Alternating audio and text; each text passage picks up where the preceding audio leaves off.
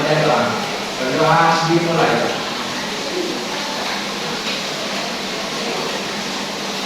Berdoa selesai. Terima kasih Manur. Ujian sesi dulu.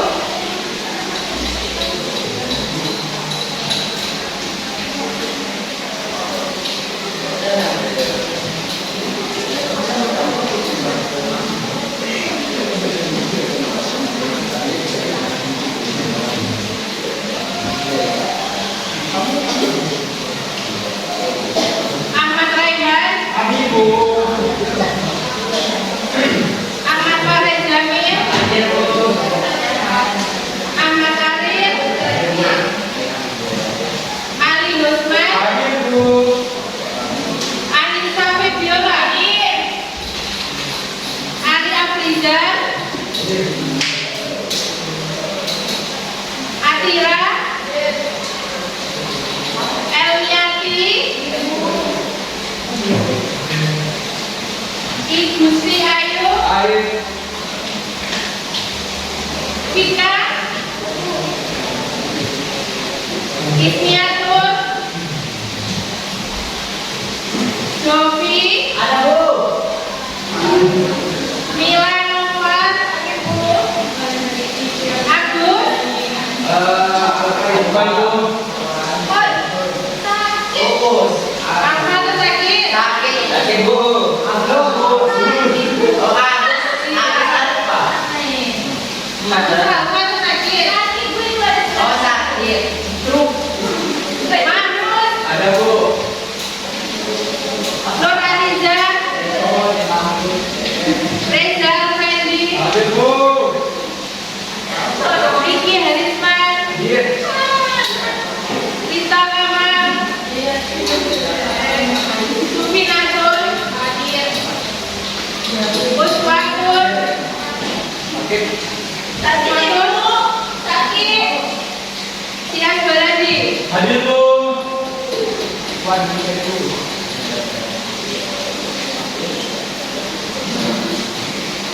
Sebelum kita ke materi hari ini, masih ingatkah kalian pembelajaran kita minggu kemarin? Apa? Kita belajar tentang apa kemarin? Yang sudah didiskusikan apa? Apa? Globalisasi. Ayo. Kita kemarin sudah mendiskusikan apa? Ketimpangan.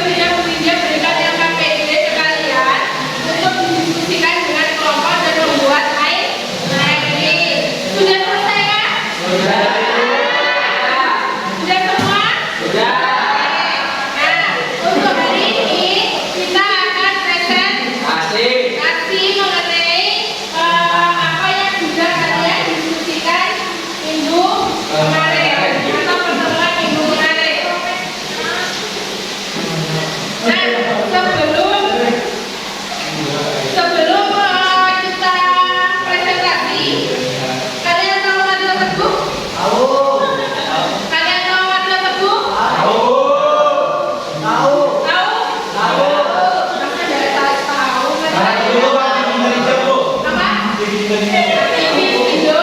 Nah, ada teguh itu pernah memberikan motivasi bahwa pendidikan itu tidak menjamin untuk sukses. Tetapi tanpa pendidikan hidup itu akan sulit atau sia-sia. Jadi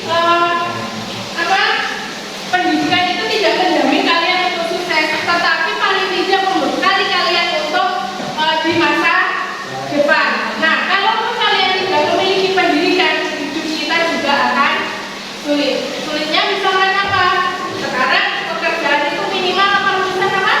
Nah, itulah gunanya kita untuk belajar. Jadi semampu kalian usahakan pendidikan itu nomor 1. Dan kakak sudah semua mappingnya, kita langsung saja presentasi ya. Nah, jadi nanti kalian mempresentasikan itu, silahkan maju kelompoknya. Yang lain tolong mencatat apa yang kelompok maju yang presentasi ya. Jadi nanti kalian tanggapi atau berikan pertanyaan ke kelompok yang maju, tapi pertanyaannya tidak langsung begitu maju selesai presentasi pertanyaan tidak. Jadi nanti pertanyaannya atau tanggapannya ketika sudah semua kelompok maju ya. Silahkan siapkan buku tulisnya untuk mencatat hal-hal yang penting yang dipresentasikan kelompok yang maju. Oke, silahkan siapkan bukunya, buku tulis ya. Ibu ya, silakan. Ibu. Ya, silakan kelompok 1 yang maju.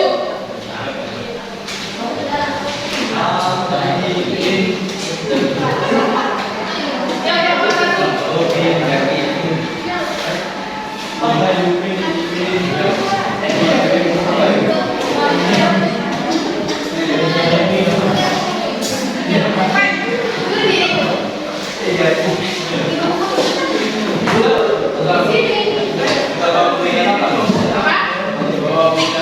Tidak usah buku yang kamu kan ini nanti presentasi. Setelah yang tidak presentasi, tolong perhatikan yang presentasi. Catat yang penting-penting yang dipresentasikan kelompok 1. Tolong nanti ketika semua sudah selesai, masing-masing menanggapi kelompok-kelompok yang sudah maju. Misalkan kelompok 2 menanggapi hasil kelompok 1, misalkan seperti itu. Paham?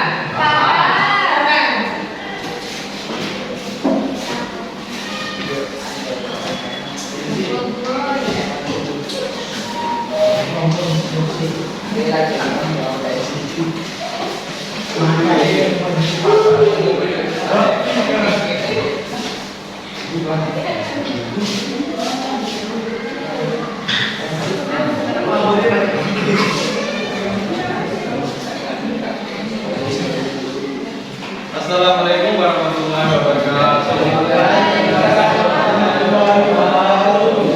Kami dari kelompok 1 akan mempresentasikan pesatnya perkembangan sektor Tidak, biar gampang itu ditempel di papan tulis. Ya. Jadi tidak ada yang pegang, semua fokus untuk presentasi. yang paling banget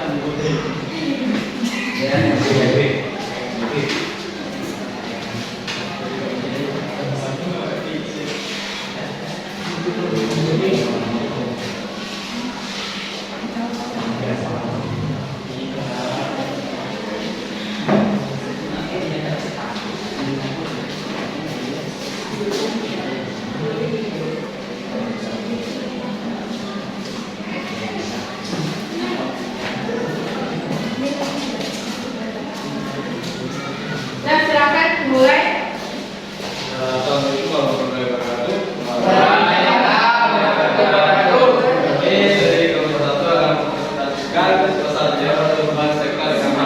Saya sendiri sebagai moderator dan di samping diri saya ada yang juga sebagai PTJ 1, Atira sebagai PTJ 2 dan Berarti sebagai pengganti 3 dan 3 sebagai pemilih. Kepada dari persilakan.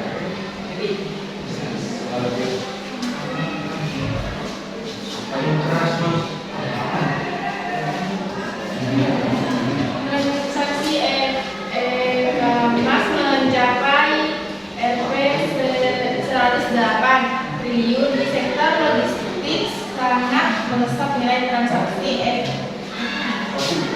emas bahkan diproyeksi akan mengalami peningkatan menjadi 137 miliar triliun.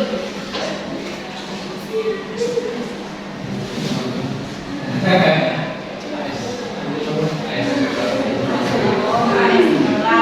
2025 meningkatnya transaksi e-commerce juga mempengaruhi pertumbuhan pada sektor logistik. Pertumbuhan tersebut turut serta mendongkrak kebutuhan layanan logistik.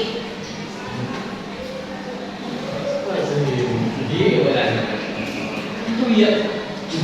Faktor terbesar yang menyebabkan meningkatnya penggunaan e-commerce adalah dengan tingginya angka pertumbuhan penduduk di Indonesia. Meningkatnya penduduk ini dipengaruhi pada aktivitas belanja online,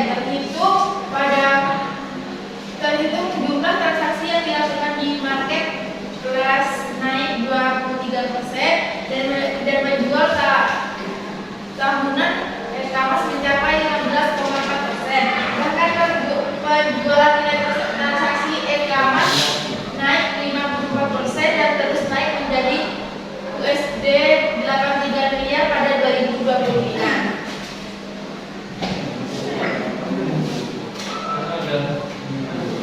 Dengan adanya e-commerce, masyarakat lebih mudah dalam berbelanja, tapi tidak memikirkan barang yang dibeli tersebut bermanfaat atau tidak. Tetapi harusnya masyarakat berpikir dengan mudahnya melakukan pembelian tanpa berpikir ke depannya bagaimana. Faktor penyebabnya adalah 1. Pertumbuhan penduduk meningkat. 2. Penggunaan smartphone meningkat. 3. Penggunaan internet meningkat. 4. Banyaknya penggunaan media sosial. 5. Perusahaan teknologi finansial semakin berkembang. Sekian dari saya. Sudah presentasinya? Adakah gambarnya yang ini? Sudah. Tadi maksudnya apa coba? Penggunaan terbesar menyebabkan faktornya adalah pertumbuhan penduduk meningkat. Penggunaan smartphone meningkat. 3. Penggunaan internet meningkat. Sudah? Sudah? Kalau sudah, silakan ditutup. Nanti silakan ditanggapi ketika semua kelompok sudah presentasi ya. Tanggapi untuk kelompok 1, tanyakan apa yang belum dipahami dari presentasinya. Sudah, silakan.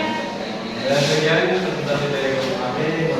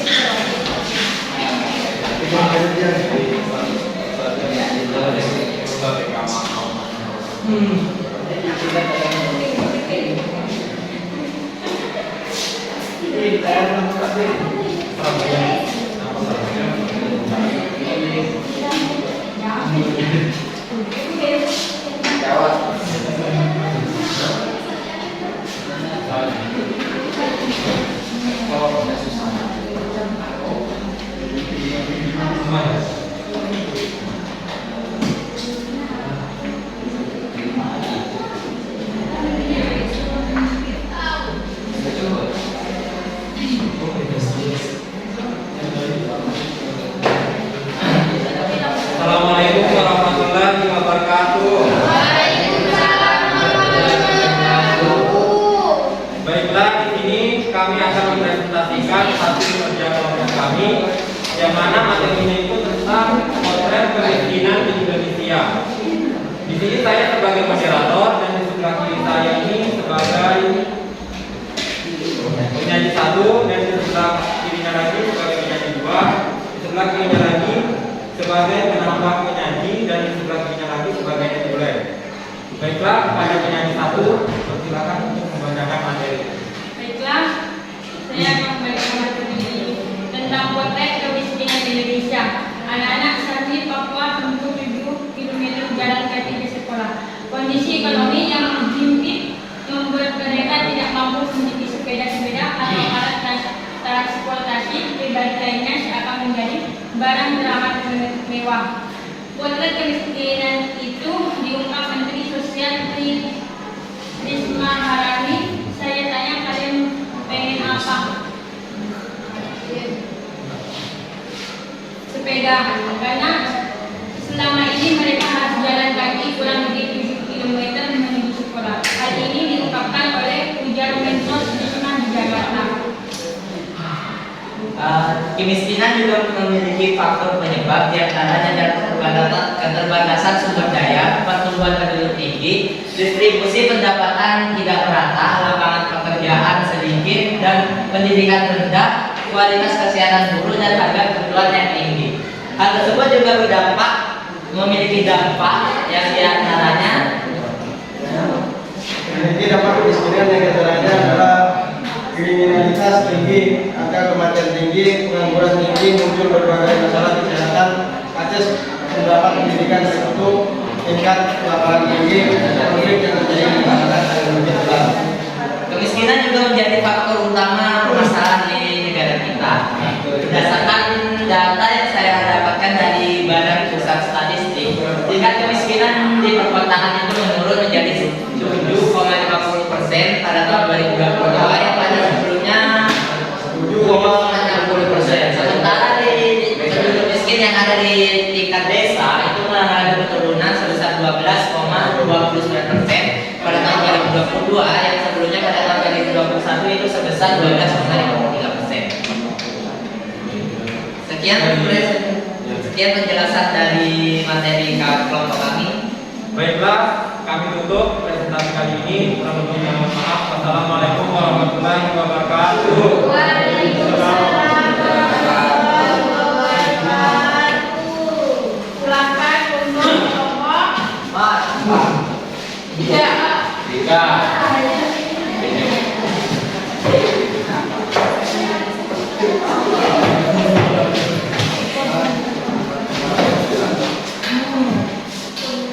kelompok tiga.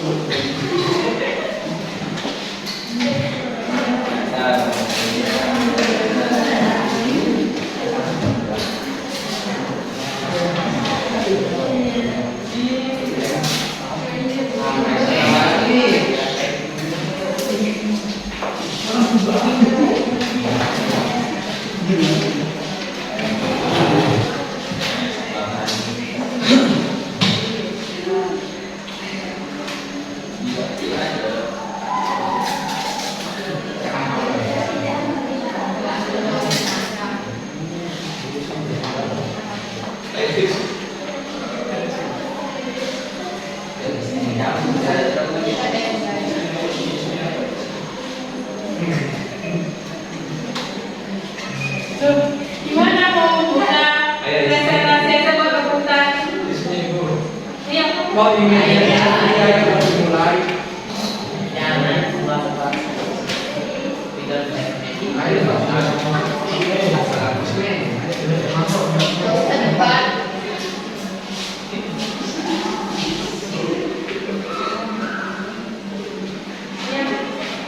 Nanti keburu soalnya kan kita itu gurunya kan lebih awal kan. Nanti nggak selesai dulu. Ayo silakan.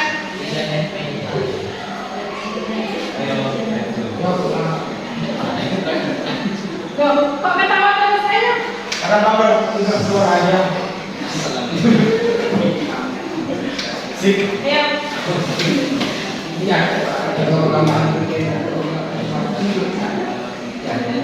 Assalamualaikum warahmatullahi wabarakatuh.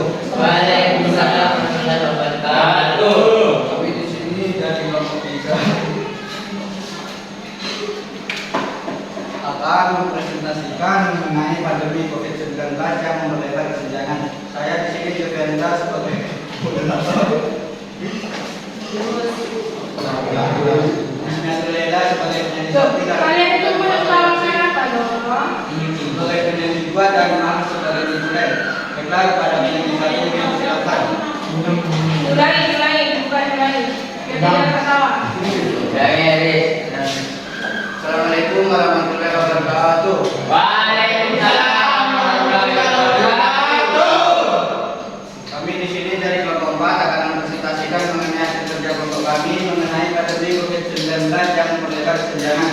Saya di sini Jovenda sebagai moderator dan penyanyi satu yang memfasilitasi dan Lela sebagai penyanyi dua dan Bagus sebagai tituler. Bila kepada penyanyi satu dipersilahkan. Baiklah, kelompok kami akan membahas tentang pandemi COVID-19. Apa sih yang dimaksud COVID-19? Penyakit virus corona adalah penyakit menular yang disebabkan oleh virus SARS-CoV-2.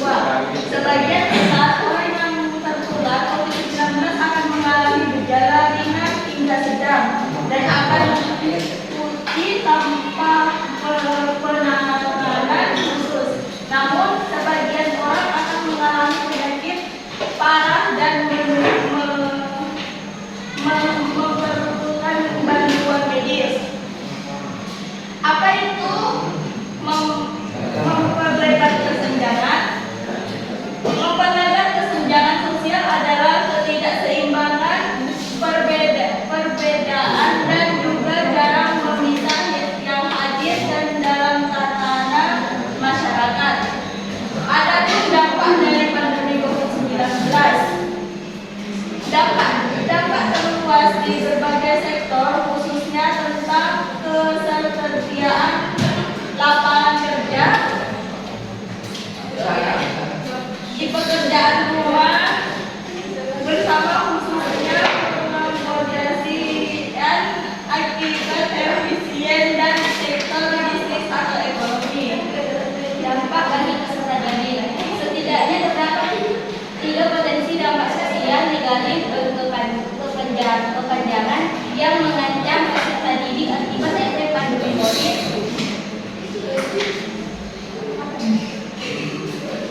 Ketiga dampak tersebut seperti putus sekolah, penurunan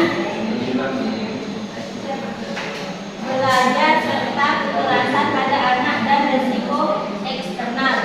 Dampak bagi perekonomian masyarakat. Hasil penelitian, satu dampak pandemi COVID-19 terhadap perekonomian masyarakat cukup tinggi, yaitu 37%. Semua jenis usaha tipe 1, 2, 3, 4, 5, 6 mengalami penurunan pendapat, penurunan omset bervariasi paling tinggi dari kisaran 1 sebesar 44% turun menjadi 41 sampai 60%.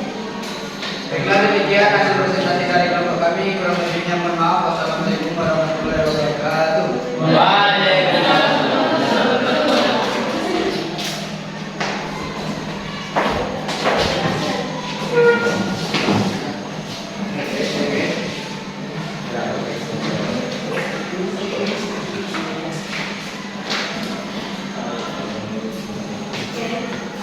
Bila silakan kelompok terakhir untuk maju.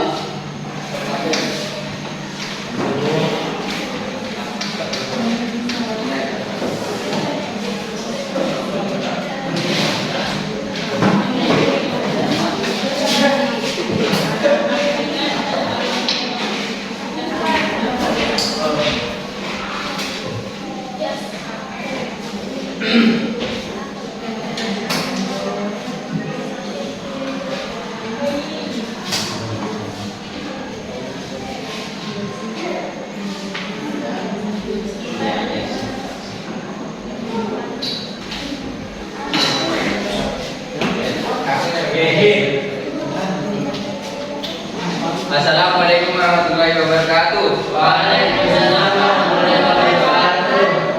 Kami ingin mempresentasikan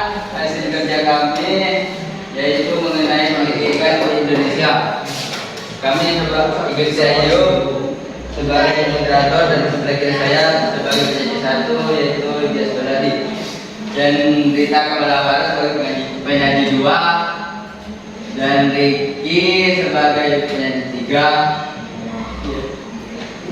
sebagai Nutulen, dan Dita sebagai penyanyi tiga, dan Vina sebagai penyanyi empat.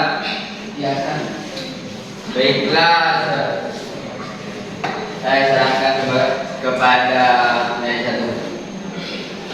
Assalamualaikum warahmatullahi wabarakatuh. Mengajak kepada pendidikan yang ada di Indonesia. Karena apa? Karena pendidikan ini ialah suatu kewajiban bagi kita untuk mencerdaskan seluruh individual. Di dalam kata-katanya Ki Haji Dewantara itu, Bapak Pendidikan Indonesia, ialah mengatakan bahwasanya pendidikan itu harus dimulai sejak dini. Karena pengaruh pendidikan itu sangat baik, dan juga dari pendidikan itu kita bisa belajar mengenai hal-hal yang bersifat universal. Akan tetapi di sini saya tidak akan membahas mengenai positif pendidikan, tetapi saya akan menjelaskan tentang permasalahan-permasalahan atau ketimpangan pendidikan yang ada di Indonesia. Kalau kita mengatakan permasalahannya ialah yang dimana mereka menganggap anak didik mereka tidak diperlakukan dengan baik. Di sini kita mempunyai statement bahwasanya pendidikan yang ada di sini itu pilih kasih bahasanya. Kita mengajak kepada sekolah kita sendiri bahwasanya pendidikan itu banyak guru-guru kalau misal udah kenal kepada satu muridnya itu, udah akrab kepada muridnya itu, maka mengenai murid-muridnya itu akan disepelekan, dan juga mengenai faktor penyebab ketimpangan sosial. Mengenai ketimpangan sosial ialah sanksi ketika siswa melakukan sesuatu kesalahan yang terjadi, guru menghukum melalui kontak fisik. Hal ini membuat anak didik justru tidak menghargai gurunya. Kita ketahui sendiri, ada juga di dalam filmnya Dilan 1990 itu menyangkut kepada pendidikan. Itu kurang baik, bahwasanya apa?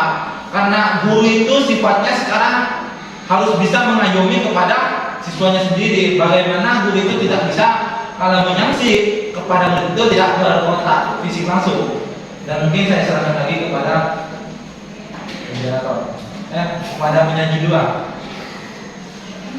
Baiklah, saya akan menjelaskan tentang fenomena yang ada di sekitar, yaitu seperti banyak siswa yang menganggap suatu sanksi yang diberikan oleh sekolah atau peraturan itu dibuat enteng. Seperti misalnya contohnya ialah banyak sekali siswa-siswa yang ada di sini, mereka itu enteng terhadap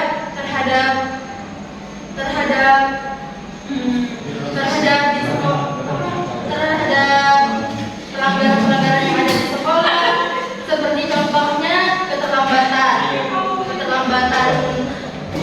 Biasanya kan sekolah itu kan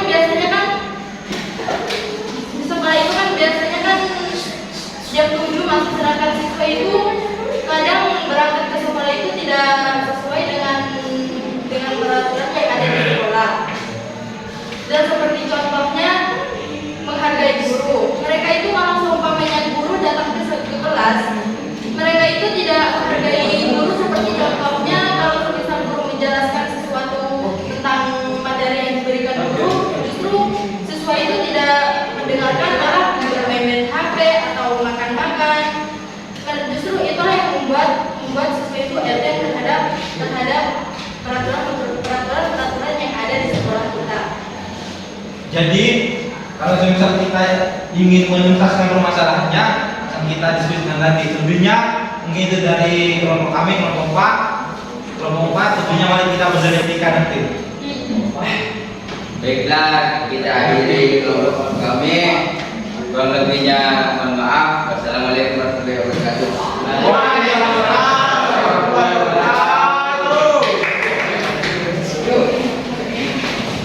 Tepuk tangan untuk kalian semua yang tadi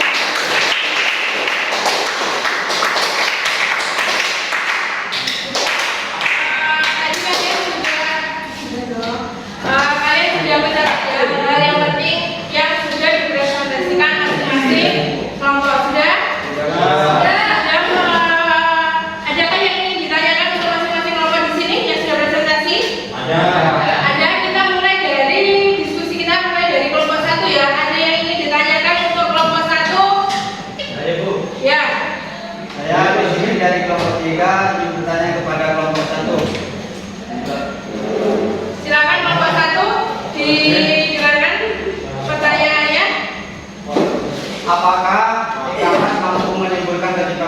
di masyarakat? Ya, baik Jovi, terima kasih. Pertanyaannya, apakah ketimpangan dan apakah e-commerce itu mampu menimbulkan ketimpangan yang ada di masyarakat? Silakan. Langsung dijawab. Boleh mau didiskusikan dulu atau langsung dijawab, silakan.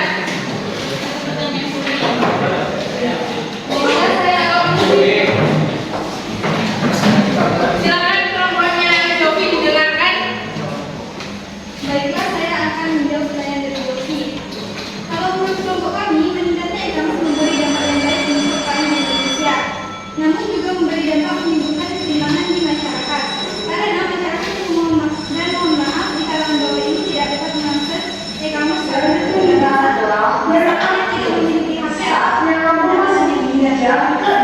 Ya, sudah bisa diterima jawabannya kelompok 3 dan kelompok 1. Ya, jadi e-commerce itu juga dapat menimbulkan dampak negatif walaupun memang dengan adanya e-commerce itu mampu meningkatkan atau membantu para UMKM atau pedagang-pedagang online itu untuk memasarkan dagangannya. Tetapi ada juga dampak negatifnya apa? Misalkan menimbulkan ketimpangan sosial.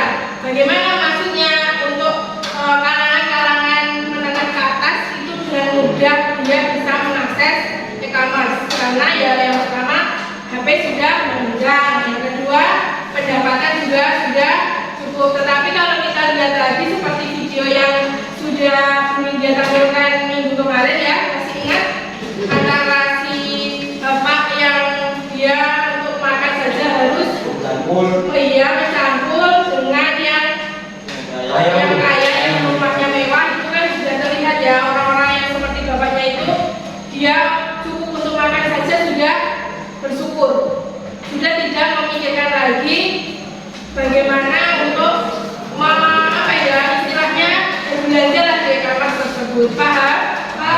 Silakan. Ada lagi yang mau menanggapi dari kelompok 1? Ya, silakan. Assalamualaikum warahmatullahi wabarakatuh. Waalaikumsalam warahmatullahi wabarakatuh.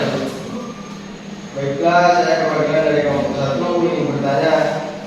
Pada pernyataan presentasi Anda tadi, Anda menyatakan pada 2015 penggunaan e-commerce meningkat secara logistik. Bisakah Anda memberikan contoh logistik yang mengalami kegiatan tersebut? Bisa juga. Pada pernyataan presentasi Anda menyatakan bahwa pada 2015 penggunaan e-commerce meningkat secara logistik. 2020? Pada 2025 penggunaan e-commerce meningkat secara logistik. Bisakah Anda memberikan contoh logistik yang mengalami peningkatan tersebut? Maka coba dibuka lagi artikel yang sudah di apa logistik yang meningkat di tahun berapa tadi? 2025. Bu, Ya, kalau misal dari teman-teman atau kelompok yang lain nggak bisa menjawab, apakah boleh jadi kelompok semuanya boleh membantu. Misalkan ini pertanyaan dari kelompok 1 ya. Untuk kelompok 1 misalnya kelompok 1 ada kesusahan boleh ditanggapi kelompok yang lainnya. Silakan. Sudah ada datanya? Oke, lagi dicari.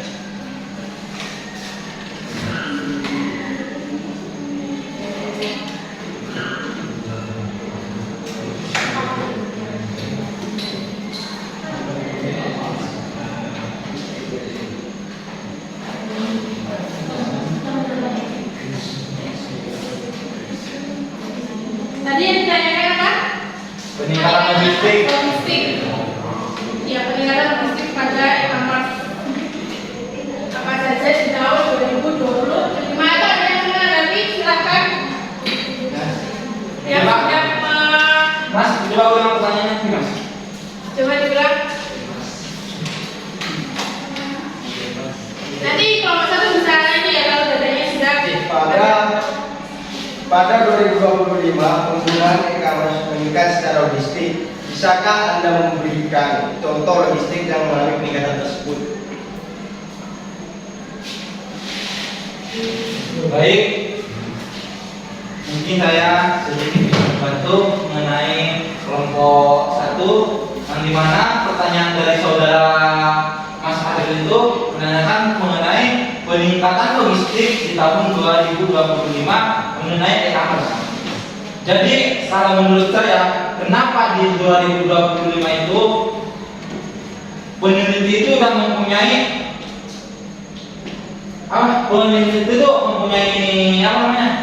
pemikiran bahwasanya di 2025 itu e-commerce itu sudah meningkat. Ya benar, karena apa? Karena penggunaan dari handphone ini yang bisa memudahkan untuk suatu pembelanjaan. Contohnya kita di Shopee sekarang aja banyak masyarakat, banyak perorangan itu berbelanja mengenai di Shopee ini. Jadi dia tidak perlu sibuk-sibuk lagi, akan tetapi dampak yang dialami itu ialah tidak bisa langsung tidak bisa langsung bertatap muka kepada barang-barang yang sudah dibeli itu, sehingga kalau bisa kita itu melakukan transaksi atau apa dengan sesuatu yang tidak maksimal, maka itu kita bisa dengan sendirinya terus ikhlas. Karena apa? Karena kita sendiri tidak bisa datang langsung kepada toko tersebut. Mungkin itu dari saya. Kalau gimana tanggapan dari Mas Arif, Mas? Si Ade bertanya, berikan contoh logistik yang mengalami peningkatan. Jadi, kenapa Anda menjawabnya Lebih penjelasan ya, biar penjelasan tentang data. Jadi yang dimaksud dengan logistik, contohnya. ya, jadi yang dimaksud dengan logistik di sini itu seperti produk apa sih yang di tahun 2025 nanti akan mengalami peningkatan di e-commerce tersebut. Gimana? Kelompok 1 mau menambahkan? Mau menambahkan? Nah, kalau produknya kita bisa sebenarnya untuk memperkirakan produk apa yang bisa meningkat gitu. Misalkan saja makanan misalkan sekarang itu lagi tren yang namanya Korean food, itu bisa meningkat. Bahkan di Shopee sekarang kayak produk-produk bakso aci atau apa itu kan lagi hits banget. Nah, nanti di tahun 2025 nanti akan beda lagi. Misalkan pentol goreng misalkan ya, itu bisa meningkat di tahun 2025. Jadi kita lihat saja nanti di 2000 ini kan sudah 2023 ya, 22 ya, sudah akhir tahun, kita lihat apa sih yang jadi kegemaran orang Indonesia untuk yang dibelanjakan di e-commerce. Itu mungkin tambahan dari Bu India. Ada lagi untuk kelompok 1? Tidak? Kalau tidak, kita lanjut ya. Yang presentasi kelompok 2 tadi. Silakan, ada yang mau menanggapi? Dari kelompoknya Pak Reza, ada yang mau menanggapi? Tidak? Kelompoknya Sias, bagaimana untuk kelompok 2? Ada yang mau ditanggapi mengenai apa tadi? Potret kemiskinan di Indonesia. Baik, Bu. Ya. Silakan, ada? Ada. Ya, silakan. Ya. Assalamualaikum warahmatullahi wabarakatuh. Waalaikumsalam warahmatullahi wabarakatuh. Saya perwakilan dari kelompok 4 ingin bertanya, kenapa Anda mempunyai statement bahwasannya desa banyak mengalami kemiskinan, padahal di desa sendiri kita bisa memanfaatkan SBA yang sudah ada. Baik, itu. Ya, silakan siapa yang mau menjawab pertanyaan atau tanggapan dari kelompok 4. Dari kelompok 2 silakan. Ada? Ya, silakan. Jadi seperti ini, di Indonesia sendiri itu ada yang namanya pengklasifikasian kemiskinan. Orang dikatakan miskin jika rumahnya itu masih berbentuk rumah kayu, atau misalnya juga dalam pendapatan sehari-harinya itu kurang dari 100.000 dan sebagainya. Jadi statement itu muncul dari data yang sudah diklasifikasikan. mau ditanggapi dari kelompok 4? Gini Mas, kalau semisal Anda mempunyai pemaparan bahwasannya yang disebut kemiskinan itu adalah misal kalau kayunya itu terbuat dari rumah, itu tidak masuk akal Mas. Karena apa? Rumahnya terbuat dari kayu. Karena apa? Karena di Indonesia tersendiri banyak suku, banyak ras yang mempunyai rumah-rumah itu dari kayu Mas. Mungkin bisa ditolong lagi. Klasifikasinya itu kan rumahnya dari kayu ya kayu itu juga banyak jenisnya, tapi kayu-kayu yang seperti apa seperti Tidak saja biar lebih memahamkan pemikiran kalian, cari tidak klasifikasinya rumah dulu, misalkan pendapatan Ya, atau pendapatan kurang yang lainnya. Gimana? yang kemiskinan dikatakan miskin jika pendapatannya kurang dari 100.000, lalu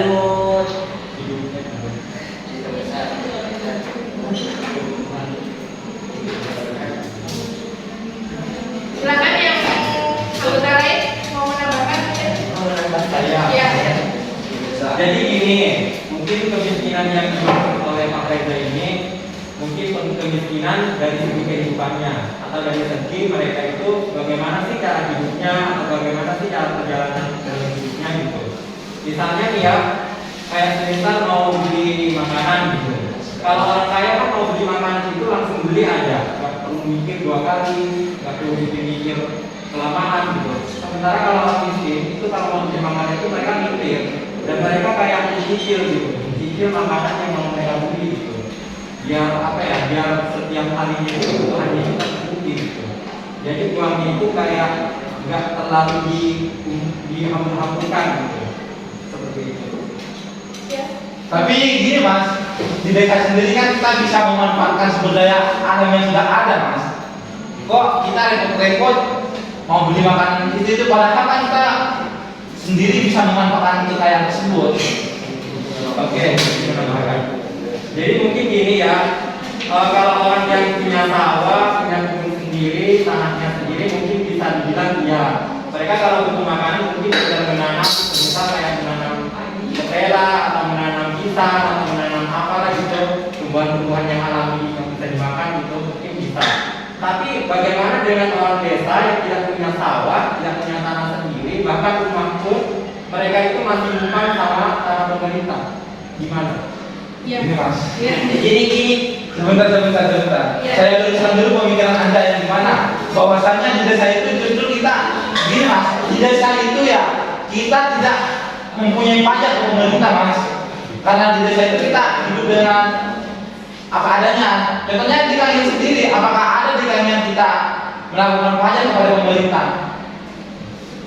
Jadi seperti ini, apa klasifikasinya orang miskin itu dilihat dari luas lantai bangunan tempat tinggal yang kurang dari 8 meter persegi per orang.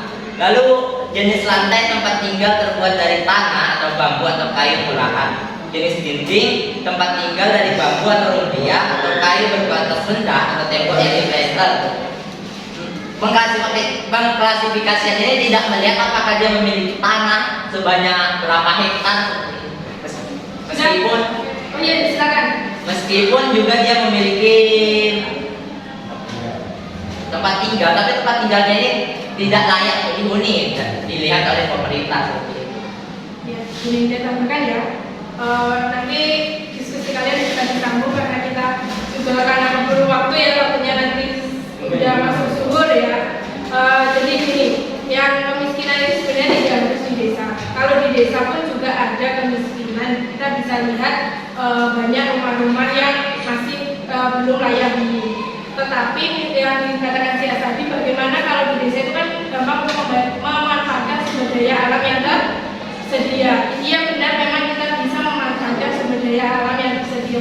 Tapi misal di tempat saya saja ya, di Jawa itu juga ada orang yang istilahnya tanahnya itu cuma pas untuk rumah itu, kayak gitu loh. Dan rumahnya ya memang tidak, istilahnya tidak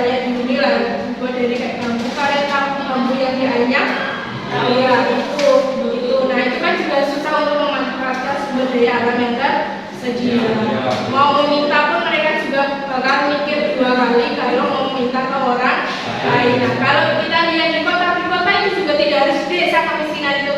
Di kota pun loh juga banyak. Kalau kita ke Jakarta ya, itu kan antara terlihat banget dari makanya. Yang di gedung-gedung tinggi, rumahnya yang di apartemen atau di perumahan elit itu juga banyak. Tapi kalau yang di kemiskinan yang di mana?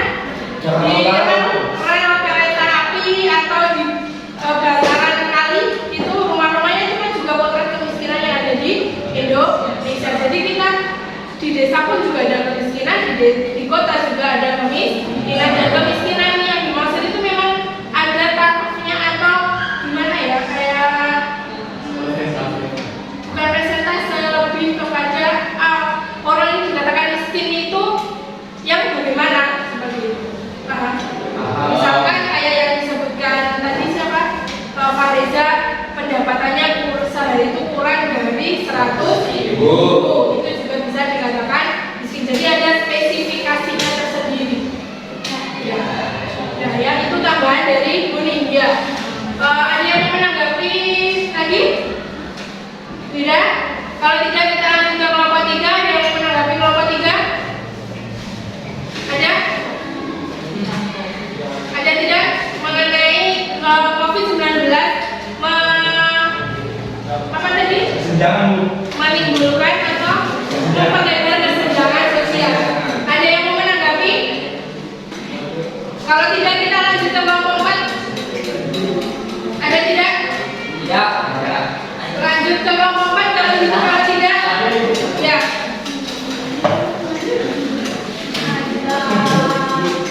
Pertanyaan nomor berapa itu Mas dulu Mas? Kelompok 3 atau kelompok 4? Kelompok 3. Kita dulu. Baiklah, saya menanyakan kepada kelompok 3, apa saja kelebihan dan kekurangan yang terjadi di lingkup sosial terhadap eksistensi pekerjaan masyarakat? Itu saja.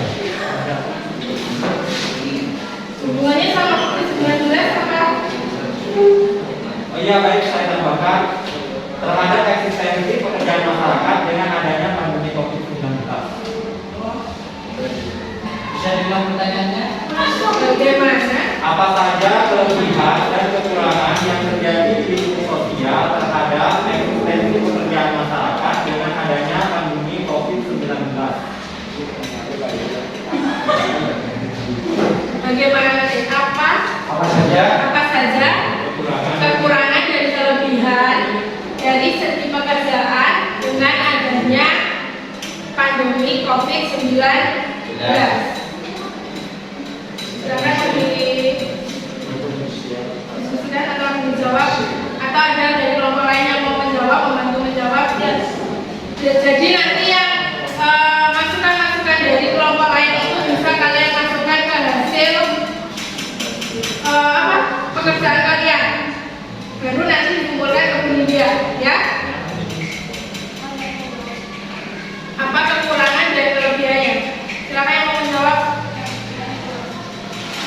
Ya, silakan Mila.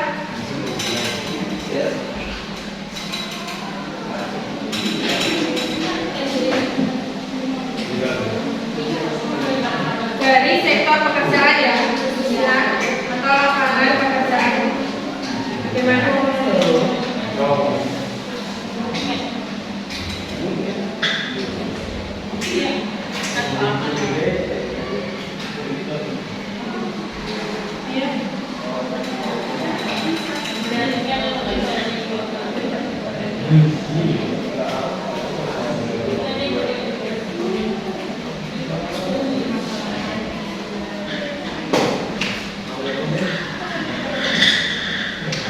Ada yang mau nambahkan? Silakan.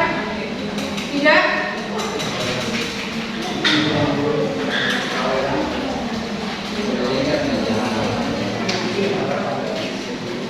Gimana?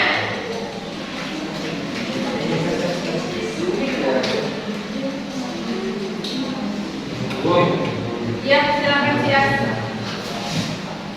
Baik, di sini saya membantu kelompok 3 yang dimana dari pertanyaan kelompok 1, kelompok 2 yang bertanya mengenai kekurangan dan kelebihan pekerjaan di dalam dari eksistensi COVID-19 eksistensi itu berjalan selama 3 tahun.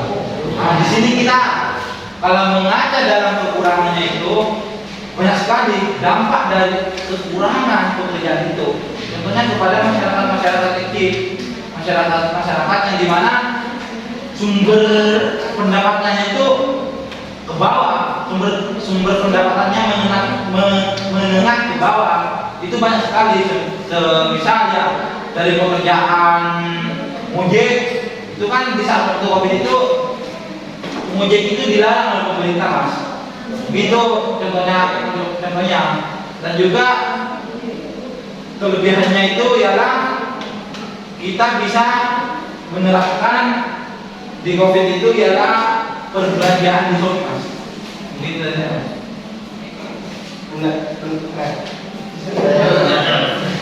Yang ketiga tadi kan apa menurunnya lapangan pekerjaan bagi masyarakat miskin. Terus bagi masyarakat yang kaya sebagai seorang pebisnis apa tidak menurun di saat kami seperti itu? Ini karena saya terasa membara ini maksud saya.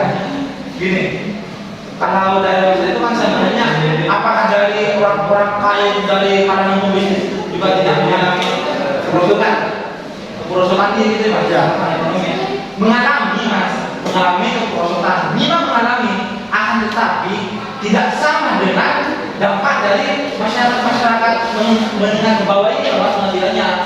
Dari menengah ke bawah saja Mas di waktu Covid itu hanya mengandalkan bantuan-bantuan dari pemerintah. Sedangkan dari orang-orang pebisnis itu kita bisa apa? Kita itu bisa mengandalkan dengan penghasilan yang sudah ada. Memang ada keperosotannya itu, akan tetapi tidak sama dengan masyarakat menengah ke bawah Mas. Mungkin Ya, benar, terima kasih. Kalau kekurangannya ya dengan adanya Covid banyak negatifnya lah istilahnya. Banyak muncul masalah baru negatif banget itu. dari pekerjaan. Banyak sekali kan misalkan yang dikatakan tadi ojek itu kan menurun drastis karena apa? Orang ketika Covid yang ojek terus Grab itu kan tidak boleh membawa penumpang. Dia hanya mengandalkan kiriman paket-paket seperti itu atau GrabFood atau GoFood kayak gitu. Terus kalau kelebihannya kalau di tadi yang ada tadi ya, apakah yang pembisnis itu tidak mengalami keperosotan? Semua mengalami keperosotan. Mungkin itu tambahan dari India. Silakan kelompok 3 kalau mau menanggapi.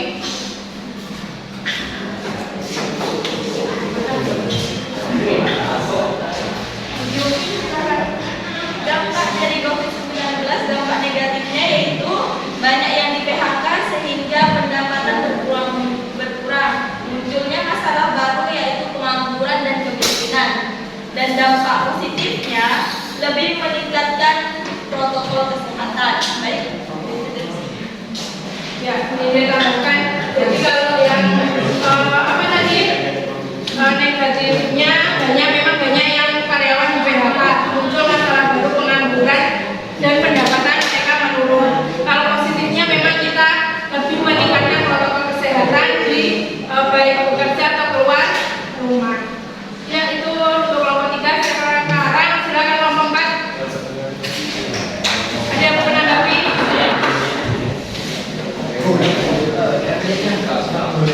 Anto.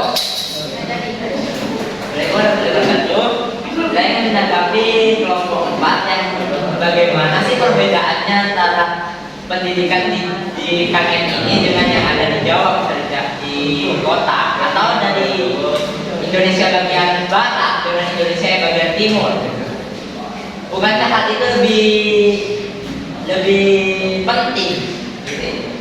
Yang sedangkan yang Anda jelaskan itu seperti kenakalan remaja, bukan menggambarkan pendidikan di Indonesia. Bahkan ada yang menanggapi langsung saja karena waktunya sudah mepet. Baik Mas, karena Mas Enda itu menanyakan mengenai pendidikan, perbandingan pendidikan antara dari bawah, sebenarnya dari bawahnya sama yang ada di bawah.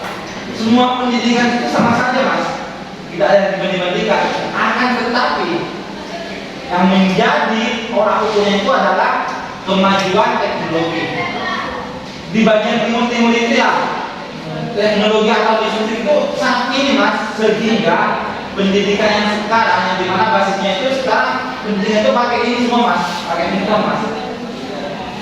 Karena di timur itu mengakses seluruh itu sangat sulit, yaitu yang menjadi kendalanya itu hanya handphone. Kalau mengajar kepada pembelajarannya itu sama saja mas. Pemerintah menerapkan kurikulum merdeka, di timur juga menerapkan kurikulum merdeka mas. Sama saja kalau mengajar kepada pendidikan pembelajarannya. Akan tetapi yang menjadi permasalahan itu kegalakan mengenai ini mas, penggunaan ini. Saya ketimpangannya antara di Indonesia bagian barat dan Indonesia bagian timur, pendidikan di Indonesia itu tidak merata. Di Indonesia bagian timur misalnya, di sana kita kekurangan buku, sedangkan di Indonesia bagian barat kita dengan mudahnya bisa mengakses buku. Baik karena bisa juga menyanggah ini, saya jawab sekali lagi ya mas. Kalau mengecek kepada di Papua saja mas, contohnya mas, alhamdulillah di Papua sekarang pendidikan itu sudah mulai meningkat mas, sudah mulai meningkat.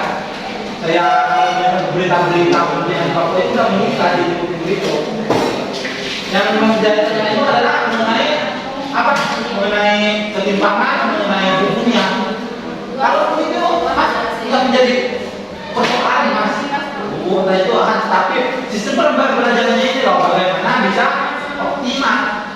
Kalau hanya buku saja ya mas, kalau kita memanfaatkan mengajak kepada orang dulu kan kalau belajar itu pakai kertas, pakai daun mas, bisa saja mas. Ini dia tambahkan ya, memang ada sedikit perbedaan lah, istilahnya ya bagaimana kalau bisa kita lihat saja di sekolah kita ya. Di sekolah kita, mohon maaf saya bandingkan dengan sekolah saya ya, yang dulu ya. Kalau ketimpangannya bagaimana? Fasilitas yang ada di sekolah kita itu memang berbeda dengan sekolah yang ada di daerah. Pertama, di setiap sekolah biasanya kalau yang di kota itu ada LCD-nya masing-masing dan listrik itu stabil. Kalau kita kemarin kita mau menyalakan proyektor itu mati-mati, itu benar yang dikatakan dia tadi, listrik saja kita tidak stabil dan ada istilahnya kayak di kota-kota seperti itu ya. Terus segi bangunan itu juga ya memang kita sudah bagus, tapi banyak yang misalkan bocor atau yang apa. Karena kalau di kota itu sudah banyak yang bagus. Dan HP memang sekarang kita itu dituntut untuk menjadi apa, orang yang update dengan perkembangan zaman. Kita pembelajaran aja sudah menggunakan HP semua. Ya, contohnya apa? Misalkan media ketika pulang, kalian media memberikan tugas gimana? Di HP kan? Nah, itulah. Tetapi karena apa? Kalau jaringan di sana, misalkan di seluruh sekolah, WiFi itu kalau di kota itu sudah mencakup masing-masing kelas. Sedangkan kita WiFi saja hanya di kantor guru. Jaringan di sini di kelas ini pun juga, saya itu juga menunjukkan ketimpangan yang ada di fasilitas yang ada di tempat kita dengan di kota. Itu ya, maka ada yang mau ditanyakan lagi? Nggak ada. Tidak, kita simpulkan. Mari kita simpulkan pembelajaran kita hari ini. Ada yang mau menyimpulkan? Kita tadi sudah belajar mengenai apa saja atau mendiskusikan apa saja? Ketimpangan sosial dari segi apa saja? Pandemi COVID, terus apa? Kemiskinan, satu lagi mengenai apa? Pendidikan di Indonesia yang paling banyak terlihat itu ketimpangan yang ada di pendidikan sama kemiskinan. Mari kita refleksikan pembelajaran kita hari ini. Bagaimana perasaan kalian? Kurang lama waktunya bu. Kurang lama karena ya memang waktu zuhur kita lebih cepat dibandingkan daerah lainnya. Terus apa lagi? Apa yang kalian dapat? Diskusinya cukup mantap. Ya, cukup mantap ya, cukup greget. Nanti di lain waktu, kalau tidak ada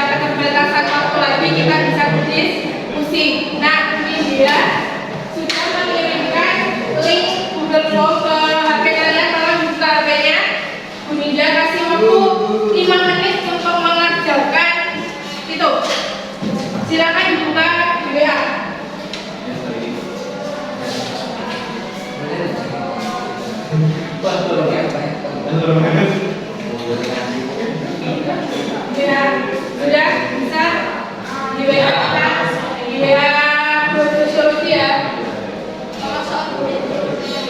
Mengenai soal sudah disebutkan? Sudah? Ya silakan dikerjakan, ada 10 menit, 5 menit.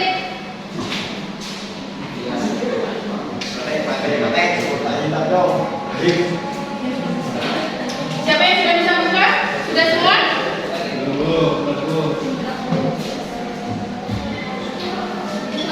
Paksa dipanjang.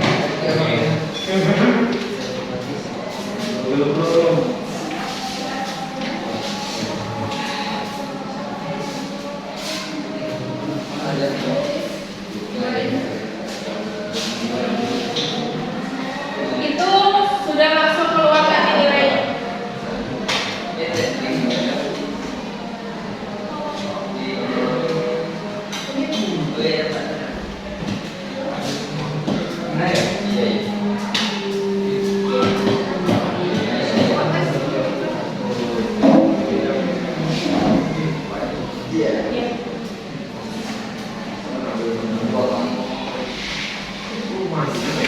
10 nomor.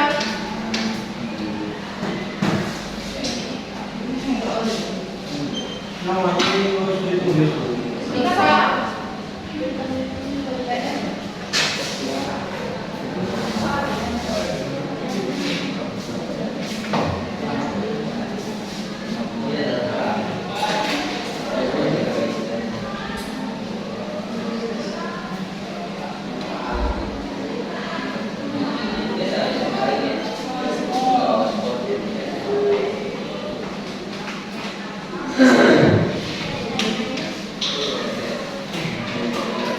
Sudah? Kurang berapa?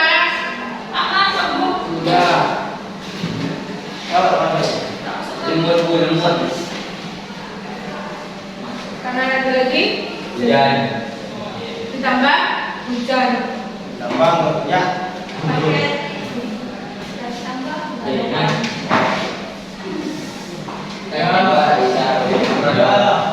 Berapa soal ini? Ada 10 sudah?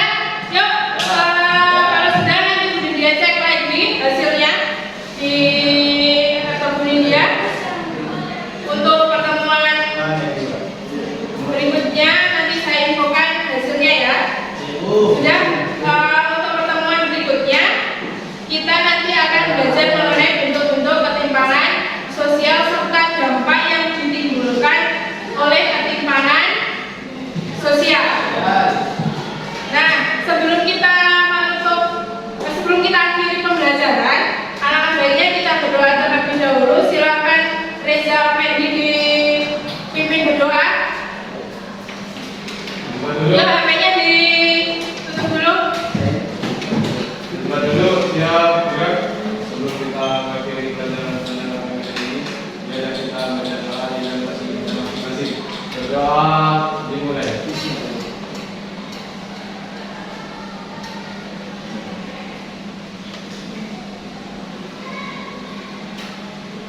Doa saya.